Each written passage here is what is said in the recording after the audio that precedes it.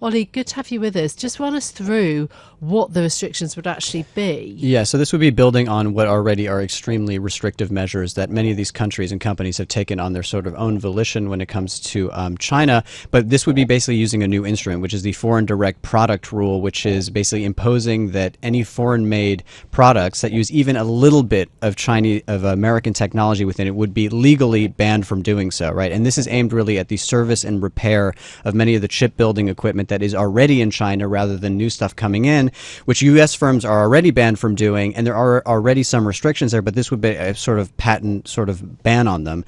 And, it's putting up pressure on Japan and the Netherlands, and it's basically from the United States perspective, what they would like to do is these countries to do it on their own without this pressure. So this really tells you that potentially they have not gotten the consensus that they wanted abroad, because this is using a bit of a heavy hand and could cause some diplomatic problems. Yeah, and some problems for the companies involved too. Tokyo Electron shares down 7.5% in Tokyo after these reports. This is what the Biden administration wants, though. What about Donald Trump?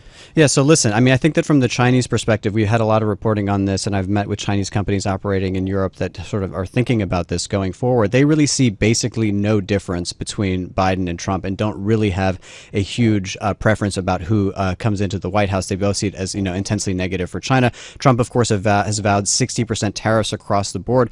What I think is interesting in the latest development is now the appointment of J.D. Vance as the potential VP pick. In one of his first interviews, he was asked about Ukraine, because obviously this is top front and center, but he wants to basically bring that to a close, he says, very rapidly, so America can focus on the real issue, which is China. So, he's very well schooled in technology. He comes from a VC background, understands the importance and sensitivity of tech, while at the same time wanting to be very sort of preserving of American industry. That combination is not good for China.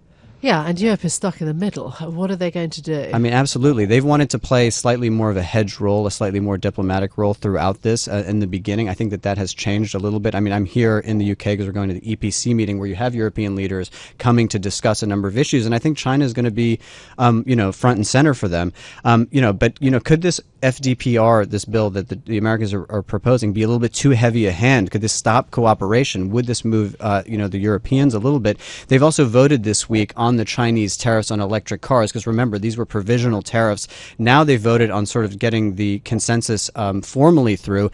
From what we understand in our reporting, Germany abstained from that. So it shows you that there is actually not full consensus within Europe. All the German car makers from the beginning have said, hey, listen, we welcome competition. This is a good thing. We do not want trade restrictions. And, could that, eventually sort of break out a little bit more? Potentially.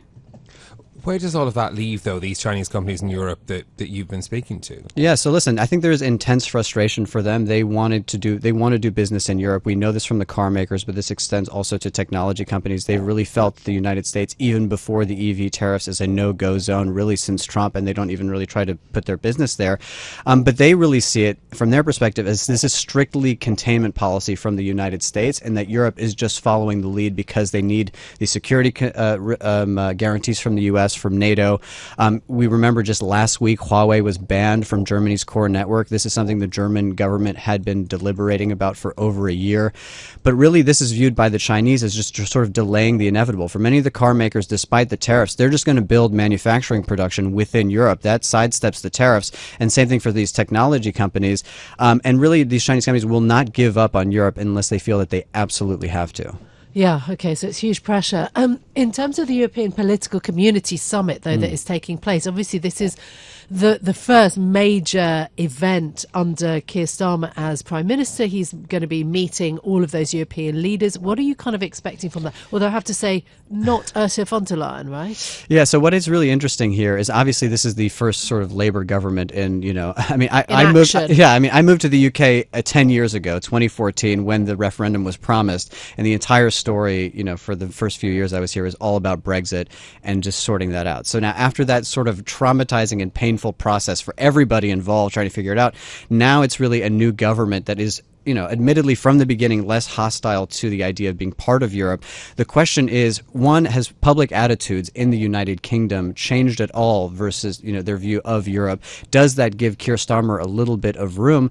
I think that really for him, this is going to be establishing these relationships and really beginning the conversations rather than getting anything too concrete. I think where they hope to make progress is around these sort of formal security and defense agreements. Now, the degree to which you can make anything formal, given the sentiment of the UK and the UK population, I don't know yet. But this is going to be really the conversation front and center there.